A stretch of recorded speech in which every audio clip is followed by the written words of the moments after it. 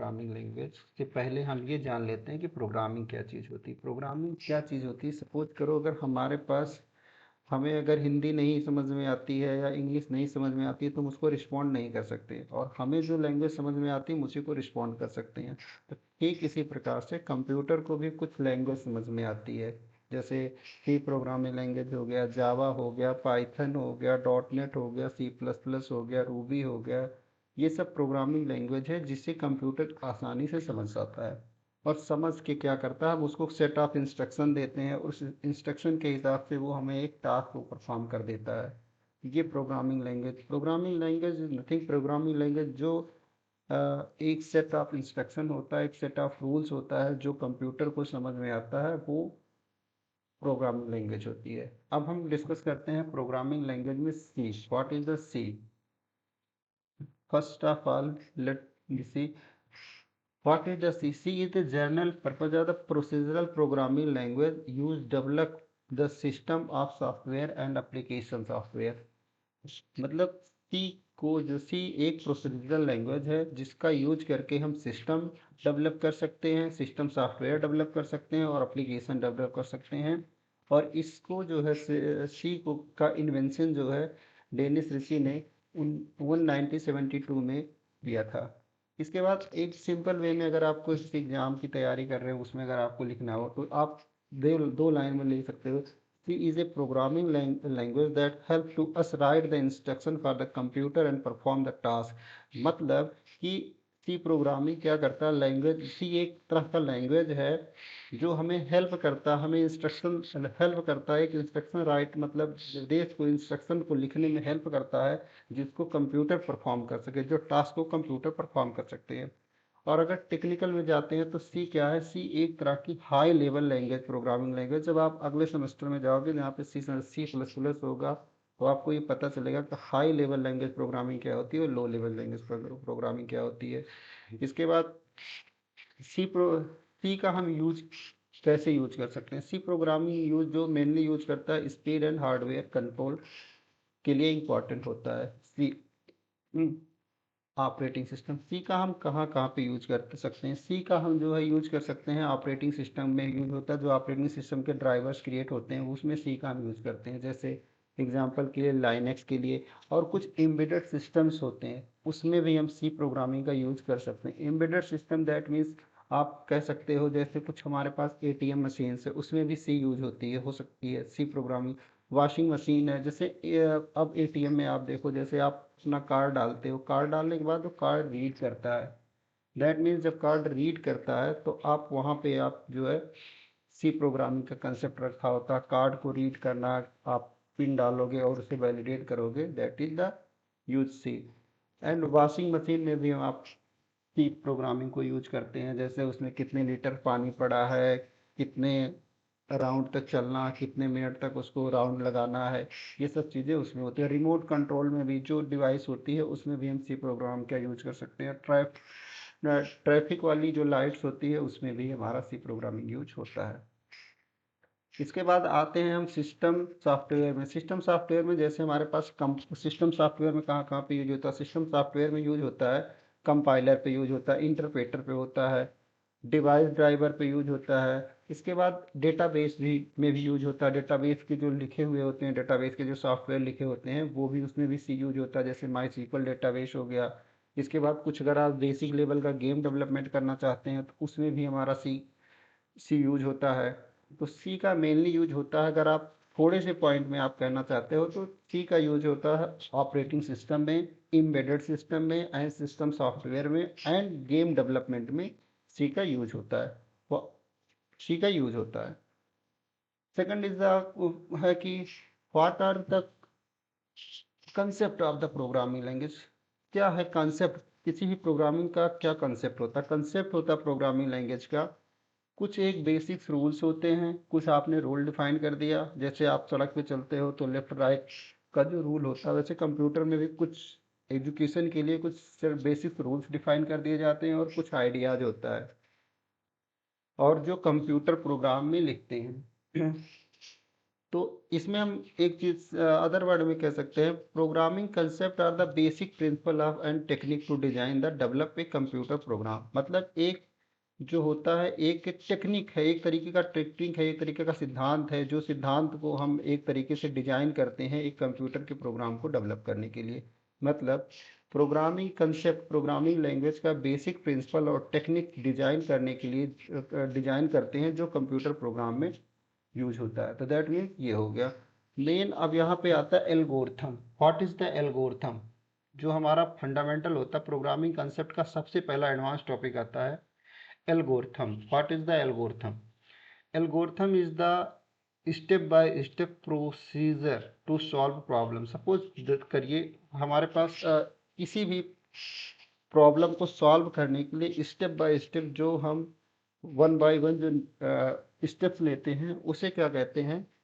Algorithm कहते हैं। Suppose करिए अगर आपको कहीं जाना होगा, जाना हो मतलब सपोज करो आपको कहीं जाना हो, ए स्थान से बी स्थान पे जाना हो, या अपने होम से अपने कॉलेज जाना हो, तो आप अपने घर से निकलोगे। जब निकलोगे तो स्टेप 1 होगा, आप फिर कार लिए वो स्टेप 2 होगा, इसके बाद उस कार पे आप बैठ के गए तो वो स्टेप 3 हो गया, फिर वहाँ पे उतर गए स्टेप 4 हुआ, फिर आप अपने हॉस्टल पहुँच गए वो स्टेप 5, मतलब प्रोसेस एंड हो गया। ये जितने स्टेप आप घर से विद्यालय जितने स्टेप आप घर से हॉस्टल जाने के लिए आपने अप्लाई किया, वो सारे स्टेप्स जो है एल्गोरिथम में आते हैं। अब दो इसको हम एग्जांपल से देखते हैं। सपोज करो हमारे पास दो नंबर है, दो नंबर को जोड़ने के लिए हमें क्या क्या चीज़ की ज़रूरत होती है? ऐड करने के लिए दो टू नंबर को ऐड करने के लिए क्या क्या चीज़ की हमको ज़रूरत होगी? सबसे पहले हमें दो नंबर को ऐड करने के लिए हमें दो नंबर चाहिए होगा। कौन कौन सा नंबर? सपोज करो हमारे पास ए एक नंबर है और बी एक नंबर है, तो हमें दोनों नंबर चाहिए जिस जिसको जोड़ना है, और एक हमें तीसरा नंबर भी चाहिए होगा कंप्यूटर में। जैसे हमारे पास सपोज करो, इसको हम एक सेकंड तरीके से समझाने एक्सप्लेन करते हैं। सपोज करो हमारे पास एक बड़ा सा दो छोटे छोटे बॉक्स हैं, और उस छोटे छोटे बॉक्स को कहीं पर अगर ले जाना चाहोगे तो उसको कैरी करने के लिए एक बड़े बॉक्स की ज़रूरत होती है। इसको एक ऐसे भाषा में समझो, तो उस ठीक उसी तरीके से जैसे हमने ए में किसी वैल्यू को स्टोर किया, इसके बाद बी में किसी वैल्यू को स्टोर किया, इसके बाद हमने ए में वैल्यू स्टोर कर दिया 10, इसके बाद हमने क्या किया, फिर बी में वैल्यू स्टोर किया हमने 20। अब इन दोनों को जब हम प्रिंट करते हैं, जैसे हमने कभी पढ़ा था वहाँ पे पढ़ते थे कि z is equal to x plus y, पढ़ते थे ना जब हम मैथ का फार्मूला पढ़ते थे कभी कभी, x plus y, sorry, x plus y, फिर हम पढ़ते थे ना z is equal to x plus y, फिर इसके बाद हम देखते थे। तो यहाँ पे क्या होता है, यहाँ पे सेम उसी तरीके का होगा। सबसे पहले हमने ए और बी को लिया, इसके बाद इसका जो एडिशन होगा उसको किस में रखोगे, उसको रखने के लिए हम एक तीसरा नाम का वेरिएबल ले लिए, तो उसको सी कहते हैं। ठीक है, तो आप अब यहाँ से सोचो, हाँ, सी कहते हैं, तो उसमें हम क्या करेंगे, उसमें हम ऐड कर देंगे 10 प्लस 20 कर देंगे, तो हमारे पास सी में जो वैल्यू आ जाएगी वो हो जाएगी, सी की वैल्यू हो जाएगी हमारे पास क्या, सी की वैल्यू हो जाएगी 30। C is equal to 30, C is equal to 30 हो जाएगी, C is equal to 30, 30, C is equal to 30। कैसे हो गया 30? A plus B is equal to, हमने किया A plus B is equal to C है, ए प्लस बी, तो हमारे पास सी की वैल्यू हो गई 30। यहाँ पे थोड़ा सा, यहाँ पे इसको ऐसे कर लेते हैं, समझने में आसान रहेगा। तो यहाँ पे हमारे पास सी की वैल्यू आ गई 30। अब इसी के स्टेप्स को लिखने के लिए हम क्या करते हैं, एक एल्गोरिथम लिखते हैं। अब इसको एल्गोरिथम के लिखने के लिए हमने क्या किया, एल्गोरिथम में स्टेप 1 हो गया। सबसे पहले हमने क्या किया, स्टार्ट किया हमने प्रोग्राम को, और इसके बाद हमको 3 वेरिएबल की ज़रूरत होगी। वेरिएबल ये हम आगे पढ़ाएंगे, डीप में वेरिएबल पढ़ाएंगे, वेरिएबल डिक्लेयर कैसे करते हैं, वेरिएबल होता क्या, अभी ये बेसिक्स है, और वेरिएबल में मेमोरी कैसे ले रखते हैं, वेरिएबल में कितनी साइज होती है, तो ये सब चीज़ें हम आगे वाले लेक्चर में पढ़ाएंगे।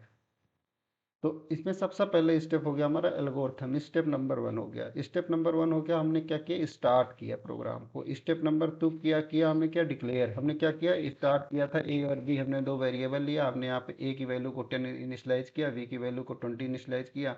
तो ऐसे यहाँ पे हमने क्या किया, एक वेरिएबल डिक्लेयर किया, एक वेरिएबल लिया num1 और num2, और इसके बाद हमने सम ले लिया 3 वाला। इसके बाद हमने इनपुट लिया फर्स्ट, जब कोई आप प्रोग्राम टाइप करोगे तो इंटर दोगे प्रॉम्प्ट पे, तो वो क्या करेगा, इन मांगेगा आपसे, देगा इनपुट नंबर, जैसे आप कैलकुलेटर में एक डाल प्रेस करते हो, वैसे इसमें जो सॉफ्टवेयर डेवलप करोगे, जब आगे हम पढ़ाएंगे तो बताएंगे कैसे इनपुट लेते हैं। तो नंबर 1 नम, इसके बाद num2, इसके बाद आपने कैलकुलेट कर दिया, ये 3 हो गया। इसके बाद आपने क्या किया, उस वैल्यू को डिस्प्ले करा दिया, प्रिंट करा दिया। इसके बाद जब प्रिंट हो जाएगा तो आप प्रोग्राम से एग्जिट कर जाओगे। ये हो गया आपका एल्गोरिथम। एल्गोरिथम में मतलब जितने स्टेप्स होते हैं किसी प्रॉब्लम को सॉल्व करने के लिए, जितने स्टेप्स हम लेते हैं सोल्यूशन तक पहुंचने के लिए, वही होता है हमारा एल्गोरिथम। इसको आप दूसरे एग्जाम्पल से ले सकते हो। सपोज करो आप क्या किए, कहीं पे आप एक गए बुक स्टॉल पर, वहां पे आपने एक नोटबुक लिया और आपने एक पेन लिया, और दोनों प्राइस को जोड़ के कैलकुलेट करना। तो आपने दोनों प्राइस 1 प्राइस 2 और इज इक्वल टू आपने टोटल में इसको स्टोर करवा लिया। इसके बाद जब आपने टोटल में स्टोर करवा लिया तो ये पूरा आपका फार्मूला। अब करना क्या होता है, एल्गोरिथम स्टार्ट कहाँ से, आप दुकान पे गए, पहला काम स्टार्ट किया, फिर आपने क्या किया, नोटबुक लिया, एक प्राइस हो गया। इसके बाद सेकेंड स्टेप्स आपने क्या किया, दुकानदार से आपने पेन मांगा, सेकेंड स्टेप पेन आ गया आपके पास। इसके बाद आपने क्या किया, दोनों को प्राइस को ऐड कर दिया, दोनों को प्राइस को ऐड किया तो आपने टोटल में आ गया आपका। इसके बाद क्या हुआ, उसने कहा भाई 60 रुपीज़ आप दे दिए, 60 रुपीज़ आप उसको दे दिए 60। इसके बाद क्या हुआ, प्रोग्राम वहीं पे स्टॉप हो गया। दैट मीन्स अब आपका और उनका, इस दुकानदार का, दोनों का वो चीज़ें खत्म हो गया, कम्युनिकेशन खत्म हो गया। आप दोनों को कुछ नहीं, मतलब एक दूसरे से इंटरेक्शन नहीं करना, क्योंकि आपका काम खत्म, उनका काम खत्म। That is the algorithm. अगर फिर भी कहीं कोई डाउट आ रही है तो आप हमें कमेंट करिए, मैं आपको किसी और एग्जाम्पल से समझाने की कोशिश करूँगा। और अगर आपको एडवांस तक सीखना है तो हमारे साथ बने रहिए। हम बेसिक से लेके एडवांस तक दो दो नेक्स्ट लेक्चर के बाद हम आपको सी का सेटअप, कैसे सेटअप विंडोज़ में करते हैं और कैसे प्रोग्राम को कंपाइल करते हैं, पूरा सिखाएंगे। और अगर अच्छा लग रहा है समझना, सीखना और सीखना चाहते हैं